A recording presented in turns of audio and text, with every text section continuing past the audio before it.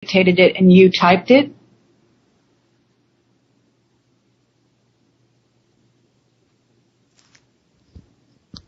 I wrote it, yes. You wrote it. Okay. She put it into as... who put it into the document? Oh, sorry? Are you willing to say who put it into the document? Yes, in the document.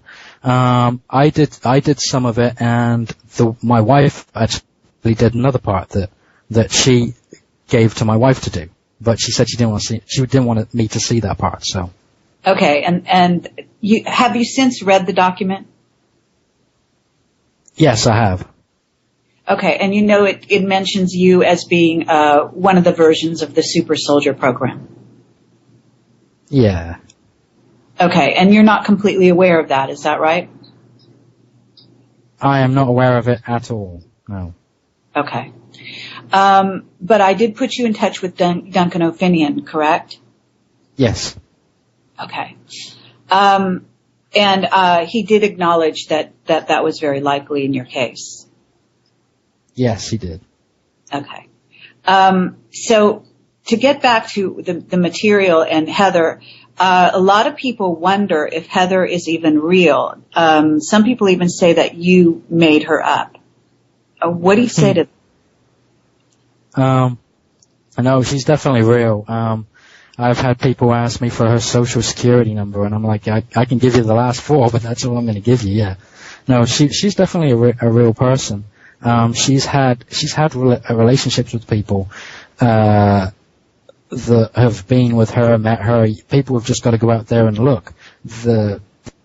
She's out there. One of those people contacted me. And I won't use his name here because I don't have his permission or anything, but you're aware of that person, right? Yeah. And he may be in touch with her at this time, isn't that correct? Yes, he definitely is. He definitely is. I see. Okay.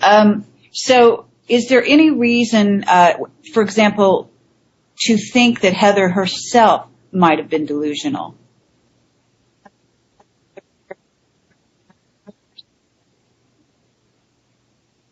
I'm sorry, can you repeat that? It broke up a little bit there.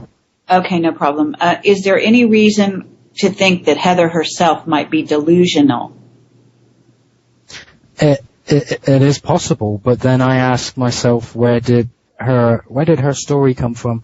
Where did she come from? Where did all of her stuff come from? And these CDs. Now, I have sent these CDs off to somebody that I do trust. And he's taking it from there. He actually came to my doorstep and picked him up from, he came all the way from Allensville Sevierville in Tennessee. I see. Because you originally said you would send it to us, but you did not. That's correct. Okay. I'm sorry? I said I did get cold feet. I did get very scared. We did experience late night phone calls, and it really upset my wife. Really upset my wife. Okay. To the point of she couldn't function at a normal level because she felt very paranoid. And it put a strain on our relationship, and it put a strain on her relationship with her friend at that time. Okay.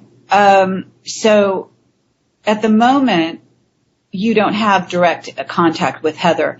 Had you gone in and read any of the documents afterwards to learn more? Because the initial document you sent us is very tantalizing, has a number of different stories, different areas.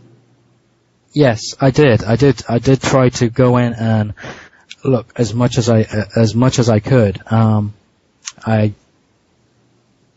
To be honest, a lot of it went over my head because I really couldn't follow it. I'm not technically minded in that way, and the equations and some of the stuff they were using, the terminology, I didn't get, to be completely honest. Okay, and the person that you trust, and is this somebody who I mean, why do you trust him? Is he a military person or a non-military person? He is ex-military. I hope he doesn't mind me saying this, but he's also been involved with the Super Soldier program, and he's proved that beyond a shadow of a doubt to me. He was involved with military operations in Turkey in 1998, where they kind of played war games for the 1990 invasion of Iraq. So they were leading up to all that. He was also tested on with LSD and ketamine by the government. So. Okay. And did he ever talk to you about the possibility that you might be a super soldier? He did. He said it's a very strong possibility. It's also a strong possibility that some of my memories might not be my memories. Okay. It could be fractured. I understand. And you've also been sick, is that correct? Yes, I have. And you don't have to talk about that if you don't want to, but I did, if you want it, that may factor in as to why you might actually not be being used at the moment. Yeah, I had I was sick for a while, and I was extremely ill. Last year was a really bad year, but right now I'm doing okay. I'm doing much better. Okay, I'm very happy to hear that. Why don't we go into a little bit about your ET experiences now? And I do encourage everyone listening to go to the website ProjectCamelot portal.com and click on the Heather material and listen or go read the Heather material, because it's fascinating and excellent stuff. And then also, I encourage you to listen to our original interview. We're going to go over some of that material briefly here, but we went into quite a bit of depth there. And you are also welcome to send me an email or Skype me if you have any questions for Ben while he's on the air here.